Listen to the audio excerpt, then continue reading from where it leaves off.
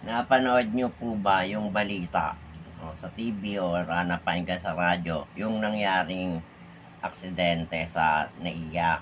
Nakakalungkot po, 'no, at ako po'y, nakikisimpatya sa mga naulila at sa ang mga kamag-anak ng mga nadamay do'n sa aksidente.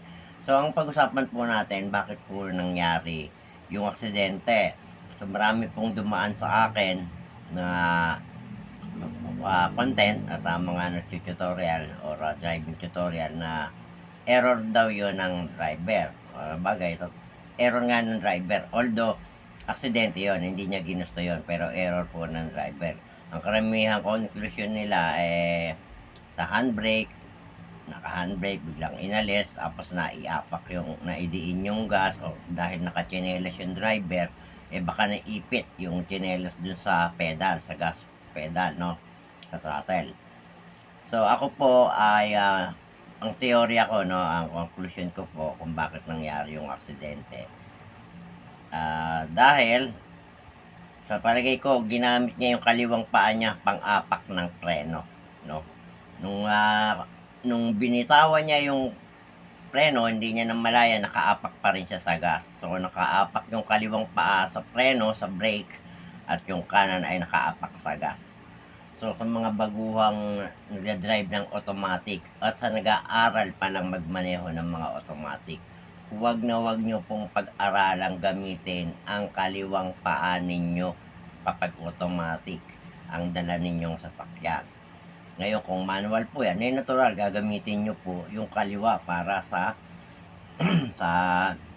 sa clutch.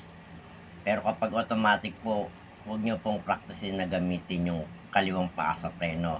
Yun po yung nangyayari na aksidente, na bigla kang magpe-preno ng kaliwang paa gamit mo pero nakaapak ka sa gas, no? Dapat po pag tayo nagpreno, binibitawan natin yung gas, no? Ang nangyari diyan, sa tingin ko lang, palagay ko, inapak niya yung kaliwang paa niya. So, nakaapak pa rin siya sa gas, yung kanan. Kaya pag-release niya nung kaliwa, inalis niya sa preno, kumadyot, nabigla siya, akala niya yung kanan niya yung nakaapak sa preno, idiniin niya, kumarurot. No, kaya po ang payo ko ganyan. Huwag po natin gamitin yung kaliwang paa natin kapag automatic. Sanayin po natin na yung paa natin inaalis sa gas at inilalagay sa preno. At kapag po tayo yung nag-drive na, inilagay natin sa drive, gagapang ni sasakyan. So, aalali ka na sa preno kung ikaya na nagpa-park or naglalagay sa makipot na parking or sa pagitan ng dalawang sasakyan, no, para po hindi tayo ma-aksidente. Yun po ay theory ko lang or conclusion ko, opinion ko lang po yun, na baka nga ganun ang ginawa niya.